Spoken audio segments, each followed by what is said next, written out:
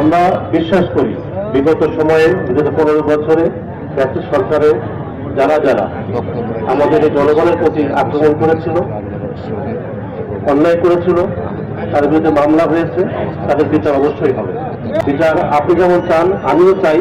মানুষ আওয়ামী লীগের সাধারণ সম্পাদক অ্যাডভোকেট চঞ্চল কুমার পাল, উনি জামিন পেয়েছেন এবং কেউ কেউ বলছে দেশ থেকে চলে গেছেন, কেউ কেউ দেশে আছেন। এটা যতক্ষণ খবর নিয়েছি, এটা বিচারিক প্রক্রিয়ায় জামিন হয়েছে, হাইকোর্ট থেকে জামিন হয়েছে, এখান থেকে প্রক্রিয়ার মাধ্যমে ছাড়া পেয়েছেন। আপনার এই উদ্যোগটাকে আমি সম্মান জানাই। আপনার উদ্যোগটা শুধুমাত্র আজকের দিনের জন্য না, এটা আমি বিশ্বাস করি। আপনারা 5 আগস্টের পর থেকে বিভিন্ন অ্যাক্টিভিটি দেখছেন, কিছু ব্যবসায়িত আছে, কিছু ব্যতিক্রম আছে যেগুলো আপনারা কামনা করতে পারেননি, অনেকেই পারেনি। আমরা সামগ্রিকভাবে নিশ্চয়ই আপনারা আপনাদের উদ্বেগটা জানিয়েছেন, আপনাদের ক্ষোভটা জানিয়েছেন, আমি এটাকে সম্মান করি। আপনারা যে দাবিগুলো এখন আমাদের সামনে বললেন, আমি অনুরোধ করবো আপনারা একটা লিখিত আকারে দেন।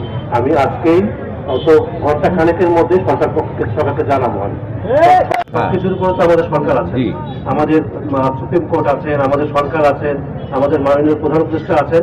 আমরা তাদের নজরে আনবো, সেই নজরে আমি খুব দ্রুত সময় আনবো। এখন আপনাদের প্রতি অনুরোধ থাকবে, আপনারা জানেন যে এই 3টা অফিস খুবই গুরুত্বপূর্ণ। এখানে প্রতিদিন শত শত মানুষ আসে তাদের দৈনন্দিন কাজ করার জন্য। আমরা সকাল থেকে অনেক লোক কিন্তু ঢুকতে পারছে না, সব কাজ কিন্তু বন্ধ হয়ে আছে। এটা কিন্তু আমাদের সেন্টিমেন্টের সঙ্গে যায় না।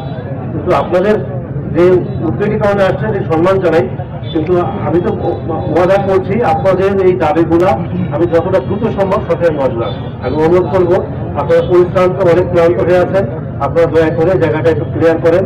আমি মানুষ যেন যাতায়াত করতে পারে, মানুষ যেন সুবিধাটা পায়।